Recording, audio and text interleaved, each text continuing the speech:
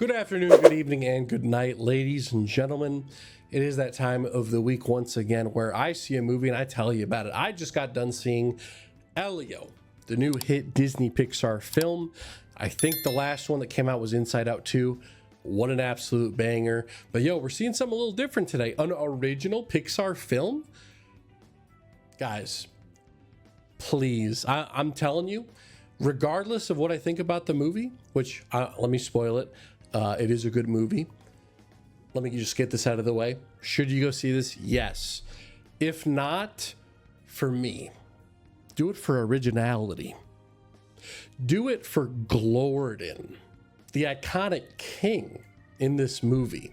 All right, guys, here's the thing. Here's the very sad thing. When I went to the theaters, there were, I think, 2 other people in the theater. Now, I get it. It's a Thursday night, you know, so maybe it was too late. Maybe people didn't know or something. I'm just hoping this turns into an Elemental situation where no one sees it in the first week. All of a sudden, you know, people just start rolling in. But guys, there was no one really here to watch this. And I think that's sad because it's an original film. It's an original idea. Not all of the things in this film are original, but I just think that we need more originality and less of the sequel stuff, you know? So go out there and support films like this, all right? Anyway, guys, let's get into the actual meat of it. What is Elio even about? If you've seen the trailers, let me just give you a brief synopsis. I'm not going to go through any spoilers, even though there isn't really that much to spoil, but essentially we have our main protagonist, Elio. He is thrust into a horrible situation where something happened to both of his parents. Not really explained, but because of this situation, he is now in the care of his aunt. And his aunt is essentially like a major at this like space Marines sort of a thing. Not Warhammer related. Elio is obsessed with outer space, and he's wanting to get abducted by aliens because he feels alone. His aunt just does not really seem to vibe with him, doesn't seem to understand him. So he's hoping that aliens will understand him. And then through some shenanigans, aliens do notice him. They believe he is the leader of Earth. He gets abducted. And then, more shenanigans go off from there. So what did I think about the movie? Guys, this is a good movie. This is a really good movie. It's a very cute movie. This is a take your girlfriend, take your fiance, you know, take them out, show them a good old adorable time. It's also just a beautiful movie. It's a movie about building self-esteem. If you obviously it's a Pixar film, so you're gonna have those teary-eyed moments, you know. And honestly, I think what this movie does the absolute best is the feels, right? Now, this isn't new for a Pixar thing. Obviously, the feels are going to hit, right? But this one really tackles that sense of loneliness. It tackles the anxieties of not being able to fit in, being sort of a shutout from society. I guess the main kid is supposed to be autistic. They don't really showcase that in the film, so I think that's, you know, that's fine. That's some cool representation, right? But overall, it just does such a good job with its message. Let me just ooh and ah over the alien stuff. My boys, every time that they're going around the alien ship, looking at all the different designs, looking at the ship itself, it is gorgeous, my dudes. There are so many gorgeous desktop wallpaper shots in this. And that's, you know, that's normal for, for Pixar movies, of course. Other positives, I mean, I've already mentioned it before. Glorden is our bit of a sidekick here. And as I said before, he's iconic. He's this nasty little ugly worm, pathetic alien. And he's basically just meant to be this sort of equivalent to Elio. He feels neglected by his father. And again, just, ooh, the feels. Ooh, I love it. Okay, last thing I'll say about the positives before I get off on this, right? The humor Very much hits. You know, it's not knee slappers. I'm not like, you know, laughing out loud, spilling my popcorn everywhere, but there were some really funny moments in this one.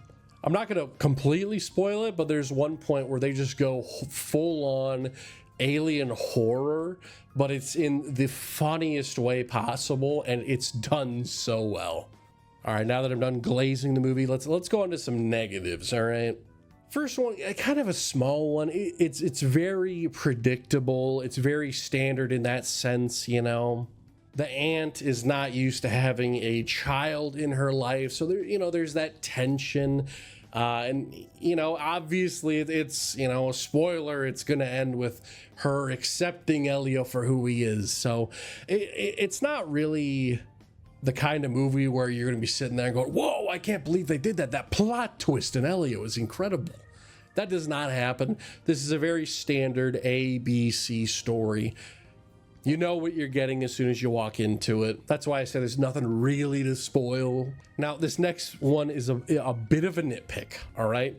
Feel free to debate me on this one, but here's the thing. I don't like the the aunt's model. I don't know. I know that's so specific, but here's the thing. From the front facing toward you, her model looks great. But when she turns to the side, for some reason, her jaw comes out like a Who from Whoville. I don't know. It just bugged me. Like, if you see the movie, there's a scene where she's at the beach and she like turns to the side while she's talking to Elio, and her mouth is just like, it's like a squirrel with like nuts in it, and it just protrudes so much. And none of the other characters are like that. They're all like flat face. So she's the only one that looks like she got stung by a bee. It's very odd. And another negative, again, connected to the aunt, is in the first half, she's very negative. So you're not really rooting for her. Like, I think they made her a little too over the top negative to make a point, but it just kind of subtracts from the ending. So for example, there's this part where essentially, okay, I guess a spoiler, they get this clone of Elio to go back to Earth while the real Elio's in space, so that way there's no, you know, mystery of where Elio is. And this clone is in the car with the aunt coming home from like this summer camp thing, and she's like, oh, there's this alien thing, and the clone is just like, oh, I don't care, which is very weird because Elio is obsessed with aliens. But instead of being like immediately like, whoa, what the heck? That's weird. That's not like you. She's just like, oh, good. Oh, good. He's not like that anymore. That's good. And yeah, they do reveal later on that like, oh, she's very suspicious about this new Elio, but it just seemed very odd. Like, especially before he goes off to space, she gets very mad at him for like little things. And she's like, oh, I'm going to sign him up for boarding school, and he's like, you just want to get rid of me. And she just kind of like silently looks away, and I'm like, well, damn, okay, all right. And then she doesn't really like change her mind about it. It's just she can't handle it, and then by the end she just kind of learns to deal with it from not having him around for a little bit because she gets worried for him.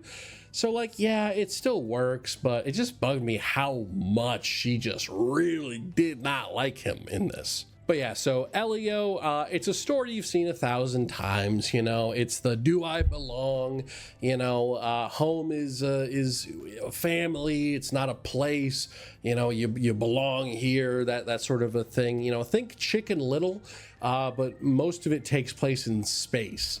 This film is actually very similar to Chicken Little, now that I'm thinking about it. You know, hey, the kid's a freak.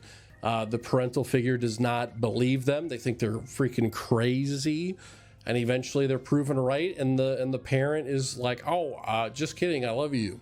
Haha. JK, my bad. I said, "Oh, well, the dad in Chicken Little is like 10 times worse." But anyway, that's a review for another time, I guess. You know, when I do 2005 movies. Yo, thank you guys for watching. Appreciate all the support, the love, and the views. Make sure to, hey, please go out and see this film. We need more films like it. It's not a perfect film, but you know what? It's a damn good one.